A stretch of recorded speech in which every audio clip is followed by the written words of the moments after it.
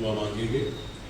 धन्यवाद देते परमेश्वर आज के इस वक्त के लिए जो वक्त आपने दिखाया, ताकि हम सब मिलकर आपके नाम की रोज़ सुना कर दे पाए। मैं नहीं बल्कि आपकी आत्मा आपके लोगों से उनकी जरूरत के अनुसार बात करे। ये सब कुछ हम आपके बेटे खुदावंद यीशु मसीह के नाम से मांगते समय को कबूल कर, आमीन। परमेश्वर का धन्यवाद हो आज के इस सुंदर से दिन के लिए। आज प्रभु भोज में आप सब हिस्सा लेने वाले हैं। मैं कोशिश करूंगा कि आज जो आखिरी सप्ताह है नाहूम की किताब का, उसकी ओर हम गौर करें और पूरी किताब जो है आज हम खत्म करने की कोशिश करेंगे। शायद आपको याद होगा कि पहले सप्ताह मैंने क्या प्रचार किया था, तो मैं वापस उसको संक्षिप्त में दोहराऊंगा और फिर हम आगे की ओर जाएंगे। नाहूम की किताब का शीर्षक है न्याय, judgment. It's a judgment of God. ये नाहूम की किताब का लेखक जिसका नाम है नाहूम, उसका मतलब है सांत्वना या सहानुभूति। ठीक है, ये लगभग 663 से लेके 612 ईस्वी ईसा पूर्व में लिखा गया था, यीशु मसीह के जन्म के पहले। संदर्भ ये है कि यह अश्शूर की राजा की क्रूरता और अत्याचार का समय था, जिसने लोगों को बहुत ही प्रताड़ित किया हुआ था। मैंने पिछले सप्ताह आपको बहुत अच्छी तरीके से समझाया है। असीरियन एम्पायर था, असीर के लोग थे, अशेरा के लोग थे, और ये यहूदी लोगों को या इजरायली लोगों को बहुत ही सताव दे रहे थे या सताव से वो जा रहे थे।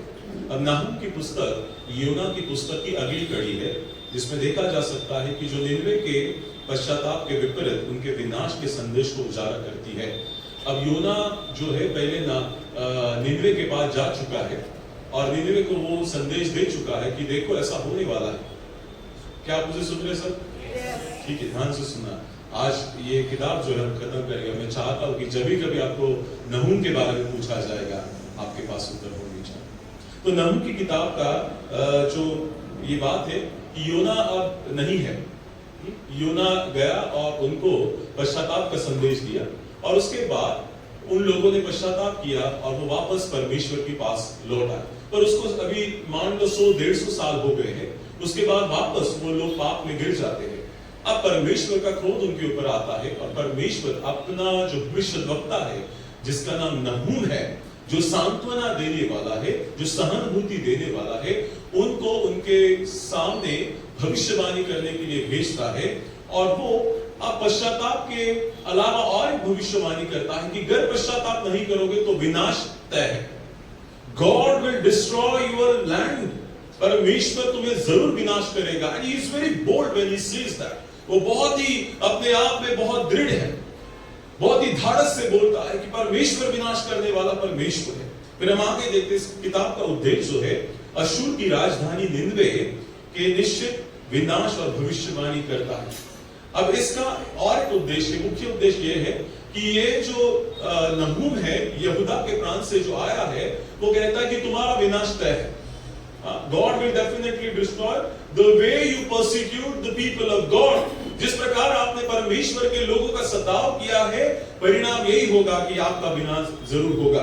उसका दूसरा उद्देश्य यह है कि यहूदा के लोगों को दिलासा देना, उन्हें विश्वास दिलाना कि परमेश्वर उनके शत्रुओं को दंड देगा। मैंने पिछली बार यह भी कहा था आपको, दो तरफ से ये प्रोफेसी जा रही है, दो तरफ से वो भविष्यवाणी कर रहा है। एक अशेरा के लोगों को कहता है कि तुम्हारा विनाश तय है, तुम जरूर विनाश पाओगे। और यहाँ पे यहूदी लोग जो है, यहूदा में रहने वाले, जो डर गए हैं कि कहीं अशुरा के लोग हमारे ऊपर चढ़ाई करके ना आए और हमें सबको नष्ट ना कर दे, तो उनके लिए दिलासे का शब्द वो कहता है और कहता है कि डरो मत, देखो परमेश्वर अपने शत्रुओं को मौत के घाट जरूर उतार देगा। यू डू नॉट अफ्रेड, आप डरो मत, परमेश्वर है। तीसरा उद्देश्य यह दिखाता है कि परमेश्वर एक न्यायी सर्वशक्तिमान परमेश्वर है, जो दुष्टों को दंड देता और अपने लोगों की रक्षा करता है। A God protects His people. आमीन।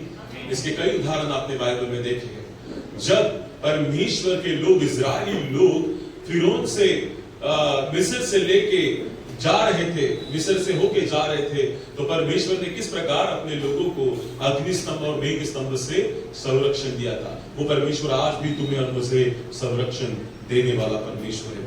मुख्य तीसरा जो बात है परमेश्वर का न्याय। नाहूम की किताब में जो है परमेश्वर का, नाहूम यह दिखाता है कि परमेश्वर दुष्टों का बदला लेने वाला है। इसलिए मैंने कई बार आपको प्रचार कर चुका हूं, कई बार बोल चुका हूं कि आप बदला मत लो। बदला कौन लेगा? कौन लेगा? आमीन, परमेश्वर बदला लेगा। We are supposed to be relaxed and give thanks to God। समझ रहे मेरी बात को? ये लोग जब उनको चढ़ाई करके जाना था तो उन्होंने क्या कहा? यरीहो की दीवारें कैसे गिर गई? उन्होंने भाले और ये लाए थे क्या सब तोड़ने के लिए? They were just praising, वो परमेश्वर की आराधना कर रहे थे और आराधना कर रहे थे, और फिर वो दीवारें जो है, आराधना में इतनी ताकत है कि वो दीवारें क्या हो गई? गिर गई। आराधना करना है, बदला लेना परमेश्वर के हाथ में है। दूसरी बात है अश्शूर का विनाश। ये किताब अश्शूर के विनाश के बारे में बहुत जोर देके कहती है। यह पुस्तक विशेष रूप में निनवे के पतन पे केंद्रित है, जिसमें वह शहर के पतन की विस्तृत और काव्यात्मक विवरण करता है। ये किताब यह भी है कि शहर का विनाश कैसे होगा, how God will destroy the city of Nineveh. परमेश्वर कैसे नाश करेगा, इसका बहुत अच्छा विवरण अध्याय 2 और 3 में दिया है, उसको हम देखेंगे। तीसरी बात है यहोवा की प्रभुता। नहूम यह स्पष्ट करता है कि परमेश्वर ही इतिहास का नियंत्रक है और कोई भी राष्ट्र उसके न्याय से बच नहीं सकता। आमीन। God is in control. परमेश्वर क्या है? हमारा नियंत्रण रखने वाला है। कोई भी ऐसा राष्ट्र नहीं है कि उसके क्रोध से बचेगा। अगर आप देखते हैं कि ऐसा कोई राष्ट्र है बहुत बहुत शक्तिशाली है, उसके ऊपर हम प्रबल नहीं हो सकते, ऐसे बहुत सारे लोग हैं कि जिनके ऊपर हम प्रबल नहीं हो सकते, परमेश्वर का वचन कहता है ऐसा कोई भी नहीं है जो परमेश्वर उनके ऊपर प्रबल नहीं हो सकता है। क्यों? क्योंकि हमारा परमेश्वर सर्वशक्तिमान परमेश्वर है। फिर हमने देखा कि अध्याय 1 में निनवे के विरुद्ध परमेश्वर का न्याय होगा, क्योंकि परमेश्वर की शक्ति और परमेश्वर का महिमा का वर्णन एक अध्याय में किया गया है। परमेश्वर के क्रोध के बारे में और बदला लेने के बारे में जो उसकी प्रवृत्ति है, उसके बारे में अध्याय 1 में जिक्र किया गया है। अध्याय 2 जो आज हम देखने वाले हैं, उसमें निनवे के ऊपर आक्रमण और उसका पतन कैसा होगा, रणभूमि के दृश्य कैसे होंगे, वहां पे कैसा विनाश होने वाला है, शहर कैसे लूट लिया जाएगा, इसके बारे में विवरण किया है।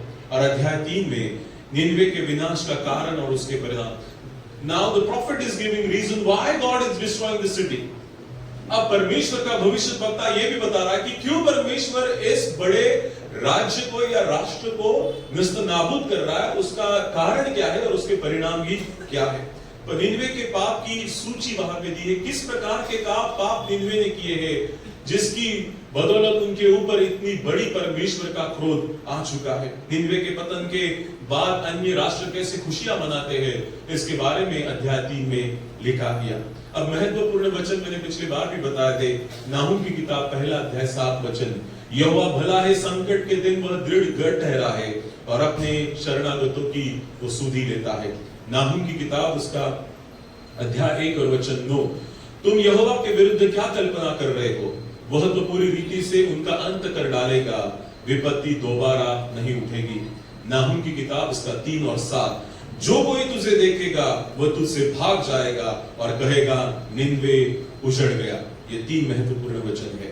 और फिर आज के दिन वो क्या सीख दिलाती है कि परमेश्वर का न्याय निश्चित है, परमेश्वर अपने लोगों की रक्षा करेगा और दुष्टता का अंत वो जरूर करेगा। अब चाहे परिस्थिति कितनी भी भयंकर हो, अंधकार में हो, और परमेश्वर पे भरोसा रखना है कि वो संकट में हमारा ऊंचा गढ़ ठहरा है। So this was the introduction of this book. ये इस पूरे किताब का परिचय था। नाहूम की किताब उसका 1 अध्याय जो पिछले इतवार को हमने देखा, उसमें हमने देखा कि यहोवा कौन है, इसको मैंने आपको बताया था। और यहोवा कौन है? वो जल उठने वाला, बदला लेने वाला परमेश्वर है। वो अपने द्रोहियों से बदला लेता है, अपने शत्रुओं के पाप कभी भूलता नहीं। वो विलंब से क्रोध करने वाला, वो बड़ा शक्तिमान परमेश्वर है। वो दोषी को किसी प्रकार निर्दोष न ठहराएगा। वो भवंडर में आंधी पर होके चलता है और बादल उसके पांव की धूल है। This is our God whom we serve। इतना बड़ा परमेश्वर कौन है यहोवा? If somebody is asking you who is your God, you're supposed to tell that आमचा देव सर्वशक्तिमान परमेश्वर। आमीन। सगळ्यावर त्याचं नियंत्रण आहे, तुम्हाला सांगता आलं पाहिजे माझ्या प्रिय। और यही वहां पे बताया है। फिर मैंने 2 प्रश्न आपको पूछे थे। क्या आपने कभी परमेश्वर के गुणों और उसके महानता के बारे में सोचा? Have you ever thought about the attributes of God? सोचा आपने?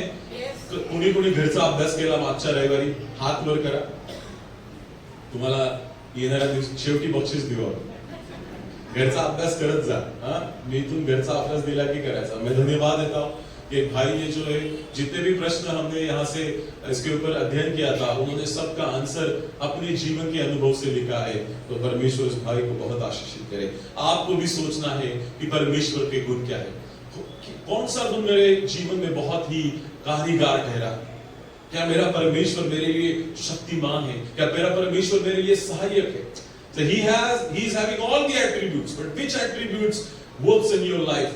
आपके जीवन में वो कौन सी बात है जो बहुत प्रबलता से काम करती है? दूसरी बात है, क्या आपने इसका कभी अनुभव किया?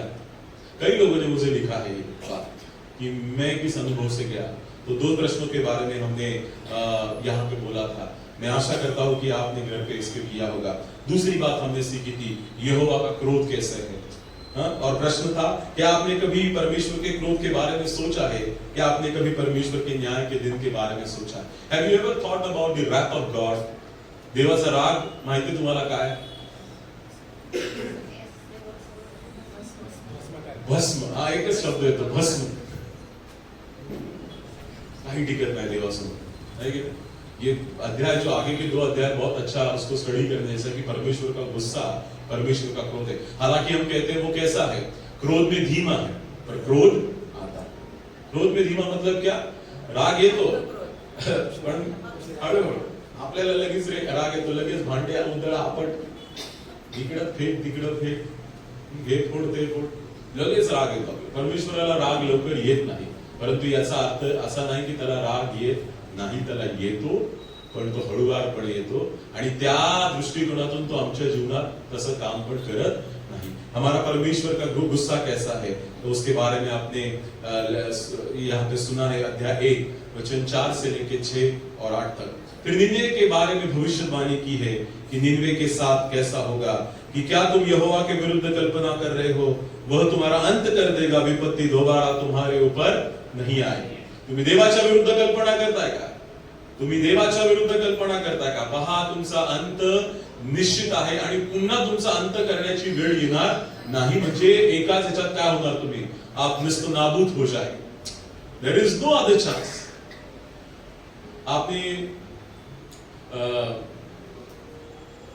योएल नबी के बारे में आपको पता है कि फिर टिड्डियां खा के चली जाएगी, फिर दूसरा आएगा, फिर कुछ बचेगा, फिर कुछ बचेगा, फिर कुछ बचेगा, पर अंत में सब खत्म हो जाएगा.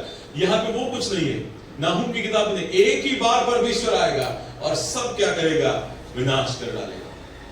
Nothing will remain. कुछ भी नहीं बचेगा, क्योंकि परमेश्वर का विनाश इतना भयंकर है. फिर हमने निन्वे के बारे में भविष्यवाणी को सुना है. फिर हमने देखा है कि यहूदा के विषय में परमेश्वर भविष्यवाणी करता है. और उसके पहले जो निन्वे के बारे में भविष्यवाणी की है, उससे हमने 2 प्रश्न देखे हैं कि क्या आपने कभी परमेश्वर के विरुद्ध कुछ किया है. So there was a question for you. आपके लिए प्रश्न था कि ऐसी कौन सी बात है कि जो आपने परमेश्वर के विरुद्ध की है, और क्या आपने कभी परमेश्वर के उन परिणामों को भी जाना है. Have you ever thought about when you go against the will of God and the consequences of it? त्याचा परिणाम तुम्ही त्याचा विचार केलाय का? की तुम्ही करतच नाही, देवाच्या विरोधात वागत नाही, कधीतरी परिणामांचा पण विचार करा. मला वाटतं त्या याच्याकडे बघा, त्या श्रीमंत माणसाकडे.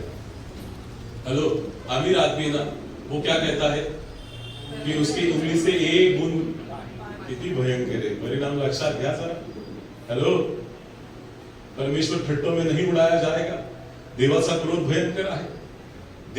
देवाचा न्याय भयंकर आहे. आणि ज्या वेळेस न्याय होतो त्यावेळेस त्याच्या तावडीतून आम्हाला सोडवणारा दुसरा कोणी नसणार आहे. येशू पण म्हणेल, भाऊ मी माझं काम केलं. मी तुला किती वेळा समजून सांगितलं, मैंने कितने बार तुझे समझाया, मैंने पिता से विनती भी की. हालांकि जब तूने पहली बार गलती की थी तो मैंने पिता से विनती की कि इसे माफ करिए, वापस मैं इसे लेके आऊंगा, वापस लेके आऊंगा. पर तू सुन ही नहीं रहा. फिर जजमेंट के दिन जो है, फिर यीशु मसीह भी कुछ नहीं कर पाया. So you are supposed to think the consequences of your sins.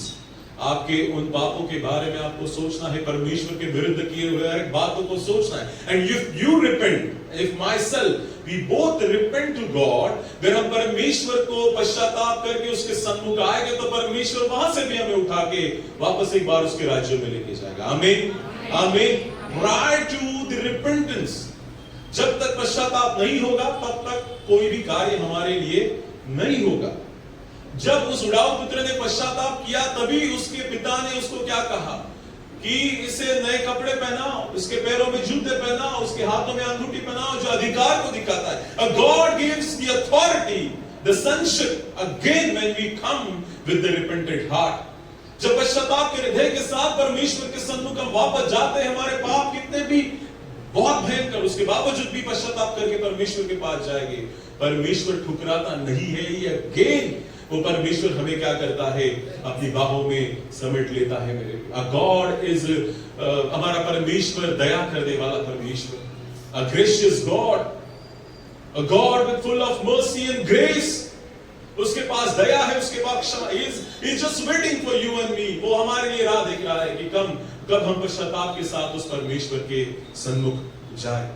और यहोवा जो है यहूदा के लिए भविष्यवाणी करता है, नाहूम जो है भविष्यवाणी करता है और कहता है, यहोवा यो कहता है, चाहे वे सब प्रकार के सामर्थ्य हो और बहुत हो तो भी पूरी रीति से काट जाएंगे और शून्य हो जाएंगे। मैंने तुझे दुख दिया है परंतु फिर न दूंगा। I know that. वो दुख देकर पछताने हारा है परमेश्वर। सुना है आपने? हेलो, सुना आपने? वो दुख देकर पछताने हारा है, ऐसे बाइबल में लिखा है।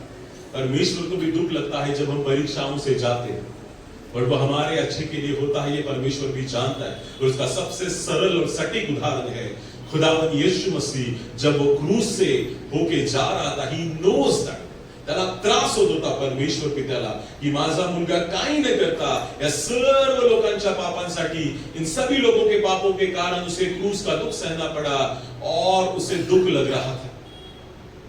और पता है उसका परिणाम क्या हुआ? तीसरे दिन वो परमेश्वर पिता के दाहिनी ओर बैठा है जहां पे वो राज्य करेगा। आमीन। आज के जीवन में अगर हम किसी प्रकार के दुख से जा रहे, डरो मत। We have a great reward.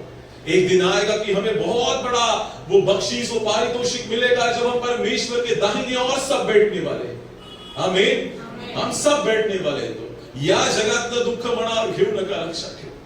If you are going through such situation, do not be afraid, because God has kept the beautiful things for us. परमेश्वर ने हमारे लिए बहुत अच्छी बातों को रख चुका है, but we are supposed to believe. हमें विश्वास करना है। यहीं पे हम कमजोर हो जाते हैं। हमें लगता है कि यही जीवन है, यही सब कुछ होगा, मरने के बाद कुछ नहीं होगा। नहीं, मरने के बाद एक असली जीवन शुरू हो जाएगा जो मसीहत हमें सिखाती है।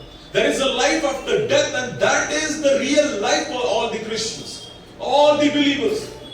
या मृत्यूनंतर एक जीवन आहे, तेच खरं जीवन आहे प्रत्येक ख्रिस्ती व्यक्तीच्या जीवनात। माझ्या प्रियानो, ज्या दिवशी तुम्ही ख्रिस्ताचा स्वीकार केला त्या दिवशी तुम्ही त्या अनंत काळाच्या जीवनावर पण विश्वास ठेवला की ते आहे आणि एक दिवशी आम्ही त्याच्यात जाणार आहोत। माझ्या प्रिय, आमीन, आमीन। वो होगा, जरूर होगा हमारे लिए। डरो मत, घबराओ मत। आपकी आशा निराशा में कभी नहीं बदलेगी, क्योंकि आपने किसी मृत्यु मरे हुए परमेश्वर पे नहीं, जीवित परमेश्वर जो आज भी कार्य करता है उसके ऊपर आपने विश्वास किया है। आपका परमेश्वर का वायदा जरूर पूरा होने वाला है। और यहूदियों के भी करता है, मत डरो, देखो मैं उनको निस्त नाबूद जरूर करूंगा। पर लिखा है, देखो पहाड़ों पर सुसमाचार का सुनाने वाला और शांति का प्रचार करने वाला आ रहा है। हे यहूदा, अपने पर्व मना, अपने मन्नतों को पूरी कर, क्योंकि वह ओछा फिर कभी तेरे बीच में होकर न चलेगा और पूरी रीति से वे नाश हो जाएंगे। You celebrate all the festivals, my dear people of God. You do not be afraid. You do not be worried about anything. You celebrate. And we, आज जब हम सेलिब्रेशन कर रहे, this is a celebration. You know, मैंने जब आराधना चल रही थी, परमेश्वर का आत्मा बता रहा था कि ये क्या है, परमेश्वर के आने का उत्सव हम मना रहे। Whenever we take part into the table of Lord, we celebrate and we'll tell to the whole world that our Christ will come soon. आमीन। परमेश्वर आएगा। जब भी आप भोज में हिस्सा लेते हैं, you go with the joyful heart, आनंद के साथ जाना। देखो, ये परमेश्वर का शरीर है जो मैं खा रहा हूं। ये परमेश्वर का लहू है जो मैं पी रहा हूं, और एक दिन आएगा कि मैं उसके साथ बड़े भोज में, बड़े मेज में हिस्सा लेने वाला। This is a celebration my dear people, and there is a power, सामर्थ्य उसमें। पता है आपको? हेलो, समझ रहे मेरी बात को आप? जब आप प्रभु भोज लेते हैं, प्रभु भोज में बहुत बड़ा सामर्थ्य है। Even if you are weak in your body, अगर आप चंगाई नहीं महसूस कर रहे, परमेश्वर के इस जब प्रभोज में हम हिस्सा लेते हैं, प्रभोज में जब हिस्सा लेते हैं, परमेश्वर हमें ताकत भी देता है और सामर्थ्य भी प्रदान करता है। और हम देखेंगे अध्याय 2, आज अध्याय 2 और 3 के तरफ हम ध्यान केंद्रित करेंगे। अध्याय 2 जो है ईश्वरीय दंड और निन्वे की दिव्य घेराबंदी के बारे में हमें बताता है। अध्याय 2 जो है ईश्वरीय दंड और निन्वे की घेराबंदी के बारे में हमें दिखाता है। अब मुख्य विचार क्या है इसका? परमेश्वर अपनी पश्चाताप करने वाली प्रजा पर दया करेंगे, लेकिन उनके पश्चाताप न करने वाले शत्रुओं की निश्चित भयानक हार होगी। ये इस बात में विषय है। नाहूम की किताब उसका 2 अध्याय वचन 1 से लेकर 6 तक हम देखेंगे तो परमेश्वर का न्याय अटूट है, परमेश्वर न्याय जरूर करेगा, इसके बारे में जिक्र किया गया है।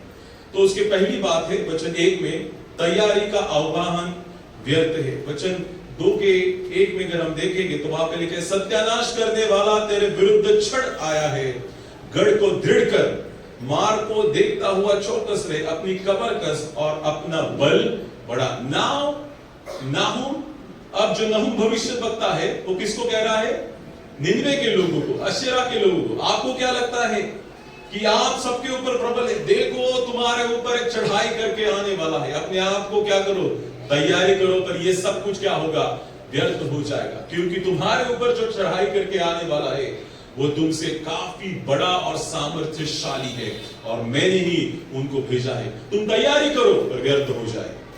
यू डू इट, आप करो। क्या करो लिखा है? अपनी कमर कस, अपना बल बढ़ा, चौकस रहे, मार्ग को खोल और अपने गढ़ को दृढ़ कर, क्योंकि तेरे विरुद्ध एक जन आ रहा है। परमेश्वर का वचन कहता है आक्रमणकारी सेना परमेश्वर का साधन है। Now God is using the Babylonian, जो बाबेल के लोग हैं, इनको असेरा के ऊपर चढ़ाई करके भेजा है। वो कौन है? परमेश्वर के लिए एक साधन है। It's a tool for God to take revenge. बदला लेने के लिए परमेश्वर जो है बाबिलोनियन लोगों को खड़ा करता है और अशेरा के विरुद्ध जो है उन्हें भेज देता है, और सबसे शक्तिशाली शहर भी गिरेगा। वचन 6 में देखिए, वचन 6 में इस प्रकार से लिखा है कि नहरों के द्वार खुल जाते हैं और राजभवन गलकर बैठ जाता है। राजभवन गलकर बैठ जाता है। राजभवन कितना बड़ा होता है पता है आपको? ये जो किले होते हैं, शहर होते हैं, परमेश्वर का वचन कहता है कि तुम अपने आप में अगर कहते हो कि हम काफी सामर्थ्यशाली है, तुम भी गल जाओगे, तुम निस्तनाबूद हो जाओगे। परमेश्वर का वचन कहता है सबसे शक्तिशाली शहर भी गिरेगा। ये अपने आप में बहुत शक्तिशाली लोग थे। कौन? असीरिया के लोग, अशेर के लोग, जो निन्वे में पल रहे थे, और वहां के लोग भी क्या हो जाएंगे? गिर जाएंगे। तो वचन अध्याय 2 वचन 1 से 6 में परमेश्वर का न्याय क्या है? अटूट है। परमेश्वर न्याय करेगा। तुम तैयारी तो कर लो, पर तुम्हारी तैयारी कैसी है? व्यर्थ है। और आक्रमण सेवा परमेश्वर का साधन बन के तुम्हारे ऊपर आ रही है। और तीसरी बात, तुम अपने आप को अगर सर्वशक्तिमान मानते हो तो तुम भी गिर जाओगे, परमेश्वर तुम्हें भी गिरा देगा।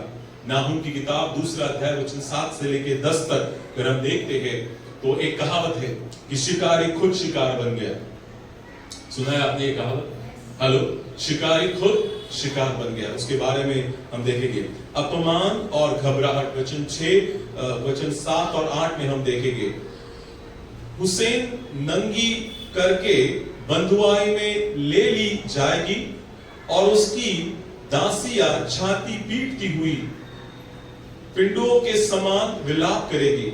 निन्वे जब से बनी है तब से तालाब के समान है, तो भी वे भागे जाते हैं और खड़े हो ऐसे पुकारते जाने पर भी उनकी कोई भी नहीं सुनता है।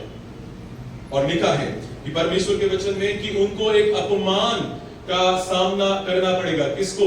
निनवे नाम के शहर को। जो यहाँ पे लिखा है वचन 7 और 8 में हमने देखा कि उनको बंदुआई में लेके जा रहे हैं। देखो अभी तक ये बातें हुई नहीं है, ठीक है? आप ध्यान से सुनना।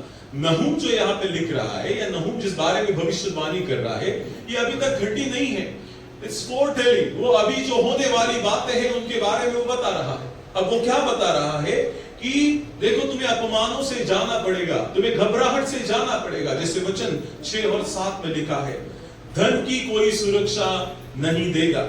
वचन 9 और 10 में अगर हम देखते, चांदी लूटो, सोने को लूटो, उसके रखे हुए धन की बहुतायत और वैभव की सब प्रकार की मनभावनी सामग्री का कुछ परिणाम नहीं।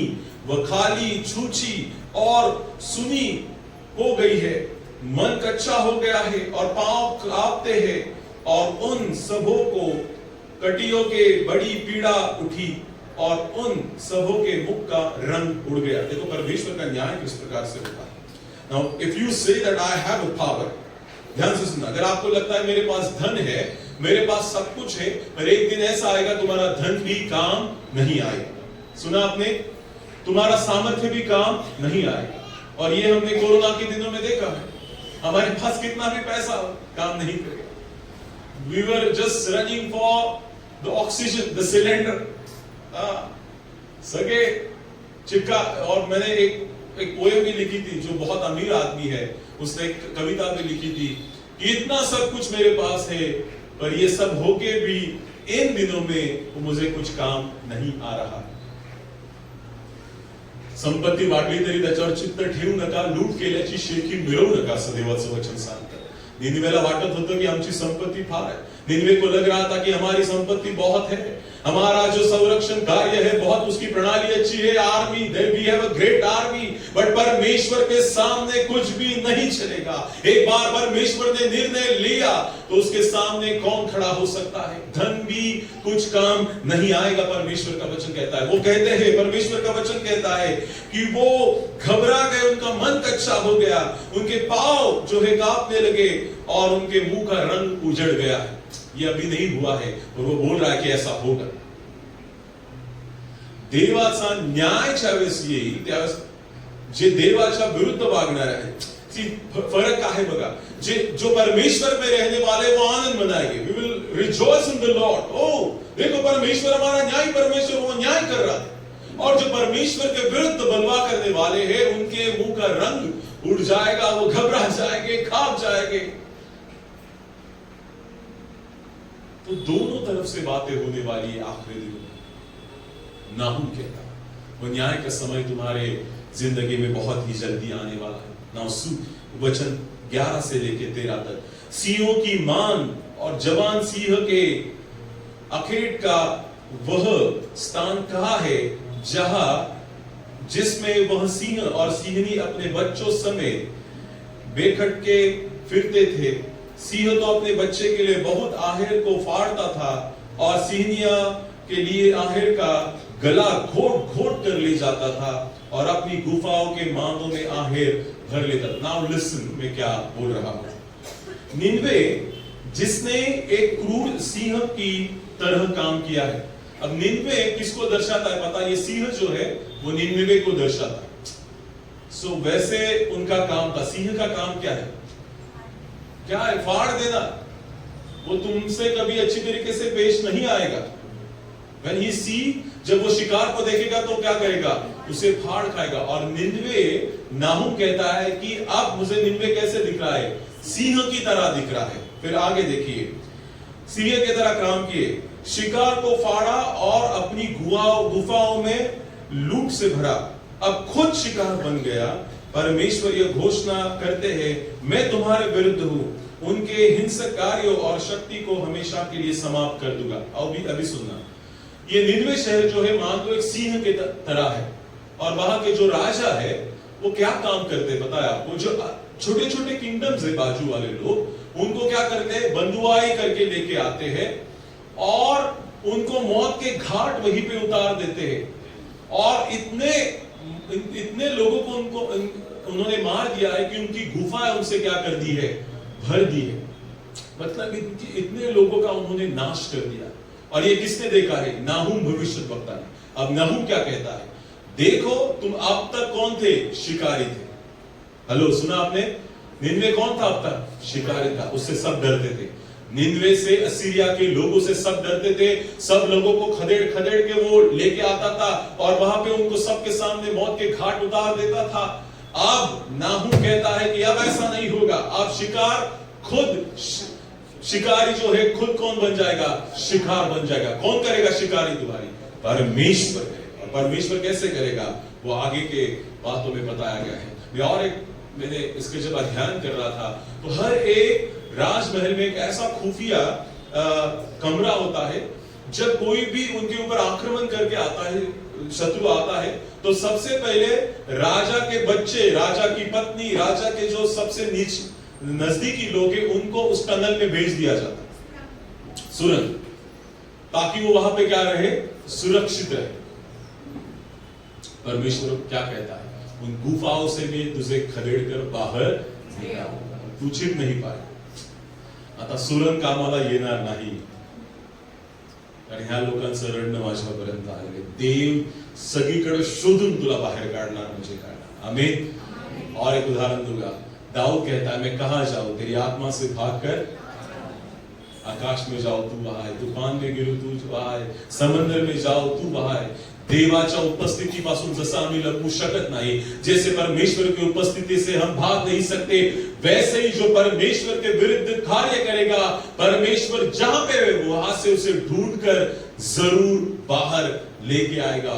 और निनवे के लोगों को बताता है कि देखो, तुम तो कहते थे कि तुम्हारी गुफा है, तुमने इन लोगों से भर दी है, पर मैं न्याय करने जरूर जल्दी आ रहा हूं।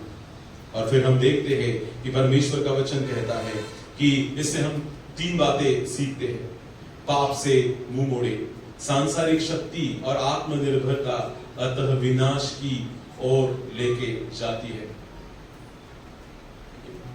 आम्ही आत्मनिर्भर नाहीये। हॅलो, कळते तुम्हाला? आत्मनिर्भर म्हणजे काय? हम किसके ऊपर भरोसा रखते हैं? परमेश्वर के। लिखा है यहाँ पे कि सांसारिक शक्ति और आत्मनिर्भरता अतः विनाश की ओर हमें लेके जाते। तो अपने समझ का सहारा ना ले। इसको कहते हैं आत्मनिर्भरता। मला वाटतं मीच बरोबर आहे की नाही? That won't work in Christian life. You are supposed to be rely on God's mercy. हर वक्त हमें किसके ऊपर निर्भर रहना है? परमेश्वर की दया के ऊपर। तू दया केली नाहीस ना, दया होणार। कळते मी काय म्हणतो? हमारा स्वभाव कैसा होना चाहिए? जब तक तू दया नहीं करेगा, मेरे जीवन में कार्य नहीं होगी। And I will surrender my life for each and every time. प्रत्येक वेळेस मी देवा तुझ्यावर निर्भर राहणार आहे। आम्ही परमेश्वर निर्भर आहोत। नया टर्म है, दिस इज न्यू टर्म। हम कौन है? परमेश्वर के ऊपर निर्भर होने वाले लोग हैं। तो हमें पाप से मुड़ जाना है, हम परमेश्वर के ऊपर भरोसा रखना है। परमेश्वर की प्रभुता में विश्वास करें। भले ही बुराई फलती फूलती लगे, परमेश्वर सभी राष्ट्रों पर प्रभुता है और उसका समय सही है। अभी आपको लगता होगा इन दिनों को देख के कि कितना भयंकर परिस्थिति हो रही है। वेट, हेलो, मैं क्या कहता हूं? राह देखो, परमेश्वर न्याय करेगा। आमीन, आमीन। आज जो सताव आप देख रहे हैं, परमेश्वर एक दिन इसका न्याय जरूर करेगा। Let them do it whatever they want, but we know a God is in control. उन्हें जो करना है करने दो। तो परमेश्वर क्या है? नियंत्रण में रखने वाला परमेश्वर है।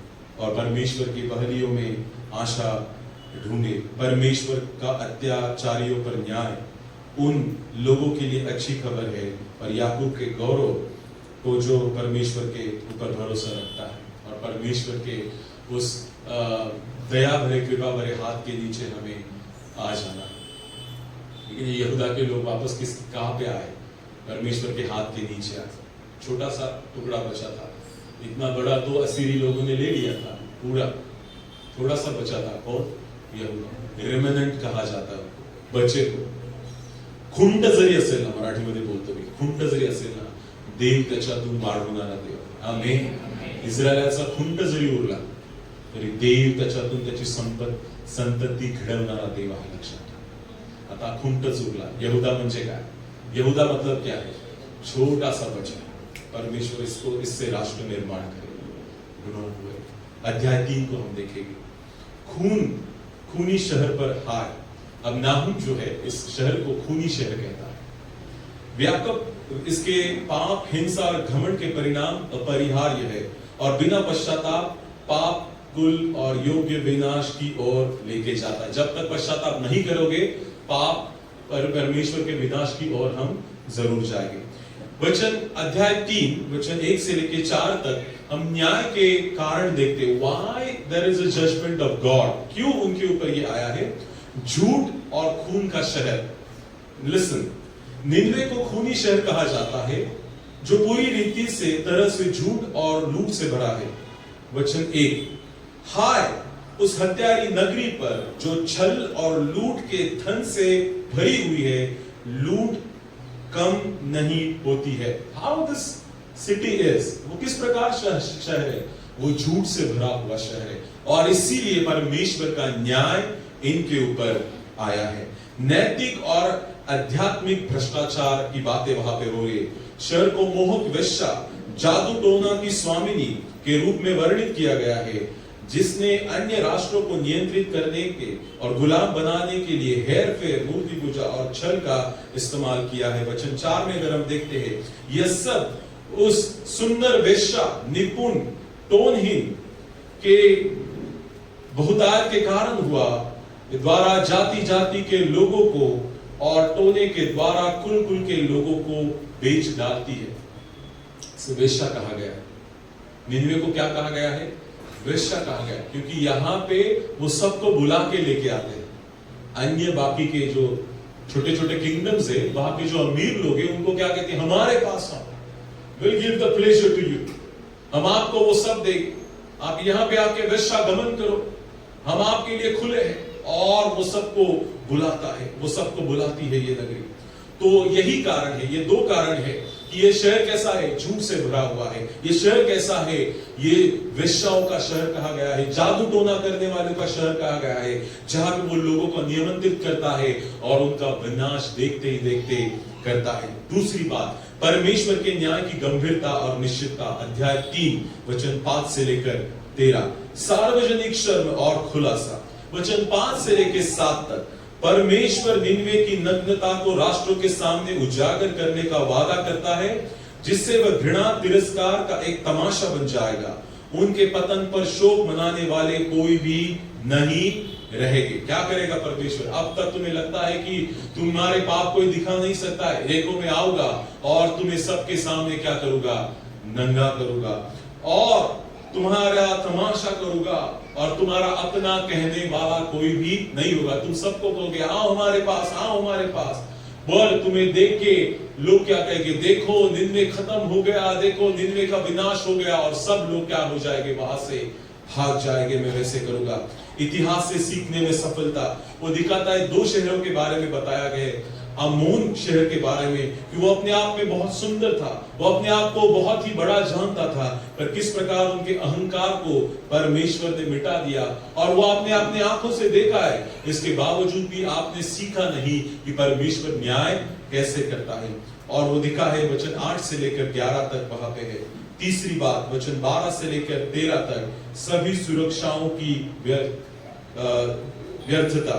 किलेबंदियों को पहले पके अंजीर वाले पेड़, अंजीर के पेड़ के रूप में वर्णन किया जाता है, जो हिलाने पर आसानी से गिर जाते हैं. सभी सैन्य तैयारियां और सैनिक परमेश्वर के सामने शक्तिहीन है. वो अंजीर के पेड़ के बारे में उदाहरण देता है. जैसे पके हुए अंजीर के पेड़ को आप हिलाओगे तो क्या हो जाएगा? गिर जाएंगे. गिर जाके कहां पर गिरेंगे? जमीन पर नहीं गिरेंगे. शत्रु कैसा है? ऐसा है आ करके बेटा, वो कहां जाएगा? डायरेक्ट उसके मुंह में जाएगा. परमेश्वर ने लोग रखे हैं वहां पे, मेरे लोगों को तकलीफ दोगे, देखो मैं बबीलोन के लोगों को भेजूंगा और वो आप किए हुए सिर्फ बैठे हैं. और परमेश्वर मान लो तुम्हारे बड़े बड़े शहर है जो अंजीर के नाई दिखते हैं, अपने आप में बहुत फलद्रूप है और इसके ऊपर तुम्हें घमंड है. परमेश्वर क्या करेगा? वो उन्हें गिरा देगा और गिर के कहा जाओगे, तुम जमीन पे नहीं गिरोगे, तुम उनके मुंह में जाओगे, वो तुम्हें फाड़ के खा जाए। एखाद्याच्या कुंडामध्ये जर अंजीर ठेवलं तर तो काय थुकून देणार आहे का? चावून चावून खाऊन टाकणार तो। हाँ, देवाचा न्याय भयंकर है, परमेश्वर का न्याय बहुत भयंकर है, और तुम्हारी सुरक्षा क्या हो जाएगी? व्यर्थ हो जाएगी। तीसरी बात, निन्वे के पतन की अंतिमता और न्याय। नाहूम की किताब 3 अध्याय वचन 14 से लेकर 19 तक। पूर्ण विनाश, घेराबंदी की तैयारी, ये सभी प्रयासों के बावजूद आग और तलवार उन्हें टिड्डियों के झुंड की तरह पूरी तरीके से भस्म कर डालेगी। दूसरी बात, नेतृत्व की अनुपस्थिति, वचन 18। नेताओं जिन्हों चरवाहों और रईसों के रूप में वर्णन किया गया है, जो सो रहे थे, अपने लोगों के विफल कर देंगे, जिसने कुल और उनके गंभीर उनके घाव हो गए हैं। तीसरी बात, सार्वभौमिक आनंद, वचन 18 में हम देखते तो वहां पे स्तर से लिखा हुआ है वचन 18 में, हे अश्शूर के राजा, तेरे ठहराए हुए चरवाहे ऊँघते हैं, तेरे शूरवीर भारी नींद में पड़े हैं, तेरी प्रजा पहाड़ों पर तीतर बितर हो गई है और कोई उनको फिर इकट्ठा नहीं करेगा। तो क्या होगा? अंतिम कैसे होगा? मुझे वो बात बहुत अच्छी लगती है जब वो कहते हैं कि घोड़े किस प्रकार से उस रास्ते से दौड़ रहे हैं। मान लो भाला जो है एक बार ऐसे फेंका जाता है तो उसकी बिजली की तरह वो जोर से वहां से जाके दूसरी तरफ गिर जाता है। वैसे ही इतने बड़े घुड़सवार आ रहे हैं जो तेरी पूरे शहर को पूरा निस्तनाबूद, और उनकी आवाज में अभी सुन रहा हो। सही ध्यान से सुनना, नाहूम वो बातें बता रहा है जो अभी पूरी नहीं हो गई, पर नाहूम को सुनाई दे रहा है वो सब। ये है भविष्यद्वक्ता। समझ रहे मेरी बात को आप? अभी तक विनाश नहीं हो गया है, पर हाउ डिटेल्स, कितना डिटेल में परमेश्वर बताता है अपने भविष्यद्वक्ताओं को, क्योंकि वो रथों के उन चक्कों के आवाज को भी सुन पा रहा है। उन खून के वहां पे जो खून बह रहा है, रोड पे जो है नालियों के समान बह रहा है, वो भी परमेश्वर उसे दिखाता है, और वो कहता है कि इतना भयंकर विनाश तुम्हारा होगा। जिन रास्तों पे से तुम अन्य लोगों को खदेड़ खदेड़ के लेके जाते थे और अपनी गुफाओं में मार देते थे, उन्हीं रास्तों से देखो बेबीलोनियन की लोग आ रहे हैं, तुम्हारे शत्रु तुम्हारे ऊपर चढ़ाई करके आ रहे हैं, और उसी प्रकार तुम्हें भी मारा जाएगा। तुम्हारे रास्तों पे बहुत बड़े सैनिक आ रहे हैं रथों के साथ, घोड़ों के साथ, और तुम्हारा विनाश जो है तय है। और आखिरी में हम देखते हैं सार्वभौमिक या सार्व सब लोग कैसे आनंद मनाएंगे। वचन 19 में, अन्य राष्ट्र निन्वे पर ताली बजाएंगे और सभी, क्योंकि सभी ने उनकी क्रूरता से पीड़ित थे, और परमेश्वर का न्याय उचित प्रकट हो गया। वचन 19 में देखिए, तेरा घाव भर न सकेगा, तेरा रोग असाध्य है, जितने तेरा समाचार सुनेंगे वे तेरे ऊपर क्या करेंगे? क्या करेंगे? तालियां बजाएंगे। और लिखा है तालियां बजाएंगे, क्योंकि ऐसा कौन है जिस पर तेरी लगातार दुष्टता का प्रभाव न पड़ा हो। इसका मतलब क्या है? सीरिया के लोगों ने, निन्वे के लोगों ने लोगों को इतना परेशान करके रखा था, इतना परेशान करके रखा था, पर अब जब उनको पता चलेगा कि परमेश्वर ने निन्वे को पूरा निस्तनाबूद कर दिया है, सब लोग क्या करेंगे? खुशियां मनाएंगे और तालियां बजाएंगे और परमेश्वर को धन्यवाद देंगे कि ये परमेश्वर महान है, जो अपने आप में बहुत सर्वशक्तिमान, सर्वशक्तिशाली शहर था। परमेश्वर ने क्या किया है? उनको नीचा कर दिया है, उनको गिरा दिया है। मेरे प्रियो, इससे हम क्या सीखते हैं? हम वही काटते हैं जो बोते हैं। निन्वे ने वही काटा जो उन्होंने बोया था। उन्होंने नफरत, अत्याचार बोया था, और उनका अंत वैसे हो गया कि वो उन्होंने काटा, अपने बच्चों समेत काटा। दिव्य प्रतिशोध और सिद्धांत स्पष्ट करता है, हिंसा, झूठ, घमंड पर बना जीवन या राष्ट्र परिणामों का सामना करेगा। किसके ऊपर? हिंसा, झूठ और घमंड। ये तीन बातें आप में है कि आपको सोचना है। Do you have this three things? झूठ, घमंड और हिंसा। ये मार्ग को लेके आप आपके जीवन को बिता रहे हैं, तो परिणामों के लिए मैं और आपको तैयार होना बहुत जरूरी है। And if you want to away from those things, अगर उससे बचना है तो पश्चाताप करो। प्रामाणिक पश्चाताप महत्वपूर्ण है। योना के अधीन निनवे का प्रारंभिक पश्चाताप अल्पकालीन था। सच्चा पश्चाताप निरंतर जीवन परिवर्तन और आध्यात्मिक परिपक्वता की ओर बढ़ने की मांग करता है। निनवे जो था, योना के वक्त का निनवे, उन्होंने क्या किया था? ऐसा लग रहा है कि उन्होंने थोड़ी देर के लिए पश्चाताप किया था, पर टेम्पररी, कि परमेश्वर का क्रोध हमारे ऊपर ना आए। अगर सच्चा करता था तो ये किताब नहीं होती थी बाइबल में। हेलो, समझ रहे मेरी बात? अगर सच्चा पश्चाताप होता तो नाहुम को भविष्यवाणी करने की जरूरत नहीं होती थी। Now you connect your life with this particular thing. आप अपने आप को यहां से क्या करने की, जोड़ने की कोशिश कीजिए। Is your repentance is for time being और परमानेंट? आमीन। समझ रहे मेरी बात का? आपका पश्चाताप थोड़ी देर के लिए है कि परमेश्वर का क्रोध एक बार निकल जाए, I will be the same, मैं वैसे ही हो जाऊंगा। नो नो नो, वैसा नहीं चलेगा। तो दूसरी बात क्या होगा? There is no chance to repent, then विनाश तय, विनाश तय, विनाश तय। सो यू योरसेल्फ डिसाइड मेरा पश्चाताप कैसे। इफ आई से I won't repeat it again, I won't do it. मैंने एक बार तय किया पश्चाताप के साथ, ये बात को मैं नहीं करूंगा, I will not do it, I will not repeat it, मैं नहीं करूंगा उन बातों को। That is a true repentance, यही सच्चा पश्चाताप है। पर उसके बावजूद भी बार बार बार बार करते हैं, तो इसका मतलब आप परमेश्वर की परीक्षा कर रहे हैं, परमेश्वर को वापस एक बार क्रूस पे चढ़ा रहे हैं। और एक दिन आएगा कि परमेश्वर भी कहेगा कि नहीं, अभी कुछ नहीं हो सकता। नो, तो नहीं होणार काय बाळा, किती चान्स द्यायचा तुला? 10वीचे पेपर माहिती है सगळ्यांना, 10वीं का है कि कुछ उसका एक ये रहेगा ना क्राइटेरिया, कितने बार दे सकोगे। तो एज भी रहता है। अब डिग्री कंप्लीट करने का भी एक ये रहता है, पता है? मान लो कि 3 साल का डिग्री 5 साल में आप कैसे भी खत्म करो, एटीकेटी लग जाए, फेल हो, वापस दो, पर 5 साल के बाद क्या होता है? डिग्री का रजिस्ट्रेशन ही रद्द हो जाता है। इट्स द सेम, शायद He will give chance, he will give chance, he will give chance. A God is a God of second chance, right? हमारा परमेश्वर क्या है? दूसरी बार मौका देने वाला है। पर हम दूसरी बार पे नहीं रुकते हैं, तीसरी बार वापस दोहराते हैं, चौथी बार वापस दोहराते हैं, 5वीं बार वापस। आपको पता है कि यीशु मसीह देखता होगा ऊपर से और कह रहे, बास, तुमच्या कानात आला का कधी शब्द, हॅलो, असा आलाय शब्द, बास बास नको करू आता, तू कर केलास।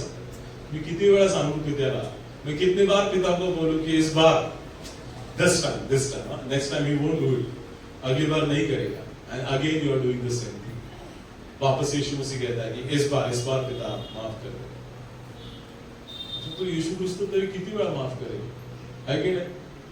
आपण करतो का इतक्या वेळ क्षमा कोणाला? करतो? आपल्या मुखातून मी मरोस तोपर्यंत त्याला क्षमा करा। फिक्स है क्या है कि मैं मरने तक उस व्यक्ति को क्षमा नहीं करूंगा। तू क्षमा नहीं करेगा तो तू परमेश्वर के साथ उठा भी नहीं लिया जाएगा। वो अगर मरने की कगार पे होते हुए तो क्षमा कर सकता है, यीशु मसीह क्रूस पे होते हुए, तो तुम्हारा मेरा उत्तरदायित्व है कि हम क्षमा करें। A God is a God of forgiveness। एक बात की वजह से नीचे मत रहना, तो मेरा यही कहना है भाई, समझ रहे मेरी बात? कळते मी तुम्हाला? एका गोष्टीसाठी खाली राहू नका, खाली लय भयंकर होणार आहे। हा, तुम्ही वाचा ते सगळं प्रकटीकरणात काय होणार आहे खाली, मजा नाही होणार, ती सजा होणार है। एक बात के लिए हमें नीचे नहीं रहना है। रियल पश्चाताप, सच्चा पश्चाताप करना बहुत जरूरी है। तीसरी बात जो है, आखिरी बात, परमेश्वर एक न्यायाधीश है। बुराई पर परमेश्वर का न्याय जरूर होगा, प्रति उनकी भलाई और प्रेम का अभिव्यक्ति है, और हम उनके अंतिम न्याय में भरोसा कर सकते हैं। ऐसा कभी मत सोचना कि परमेश्वर कुछ नहीं कर रहा है, परमेश्वर कर रहा है। If somebody is, कोई है आपके जीवन में जो आपको तकलीफ दे रहा है, तो ऐसा मत सोचना कि परमेश्वर कहाँ है। Where is my God? He is there. He is working. He is working silently. शांतता से अपने काम को कर रहा है, and he is waiting for the right time to show his judgment. Amen. Amen. न्याय सुनना है, कहते तुम्हारा सुना आपने? न्याय कभी भी नहीं चूकेगा। न्याय सबको करना पड़ेगा। पर there is a good news for us। अगर हम भी उस प्रकार के व्यक्ति हैं, निन्वे जैसे, you consider yourself for some time as I am representing Nineveh to God। मैं शायद वो निन्वे शहर जैसा हूं कि इतने घिनौने काम कर रहा हूं, अभी भी कर चुका हूं, पर परमेश्वर का वचन कहता है इफ यू रिपेंट, अगर आप पश्चाताप करोगे तो मैं विनाश नहीं करूंगा। I won't do it।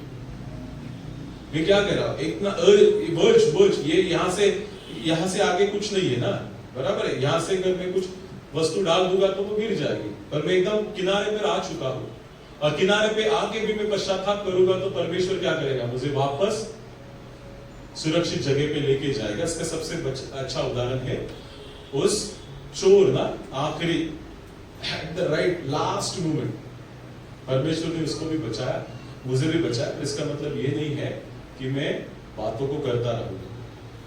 मुझे नहीं पता उसका स्थान स्वर्ग में क्या है, जिस चोर ने पश्चाताप किया आखिर में, और यीशु मसीह कहता है कि तू आज मेरे साथ कहां पे होगा, सुखलोक में होगा वो। I believe if Christ says, अगर यीशु मसीह कहता है तो जरूर होगा, पर वहां पे उसका स्थान क्या होगा मुझे नहीं पता। I don't know God where God has kept. But if we repent, अगर आज के जीवन में मरने के पहले या हमारा मृत्यु होने के पहले, न्याय का दिन आने से पहले, अभी से ही हम पश्चाताप करके जीवन जिएंगे तो हमारा स्थान भी स्वर्ग में बहुत ऊंचा होगा। इस बात को मैं मानता हूं। तो ऐसा मत सोचना कि ठीक है मैं चला जाऊंगा तो वही बड़ी बात है।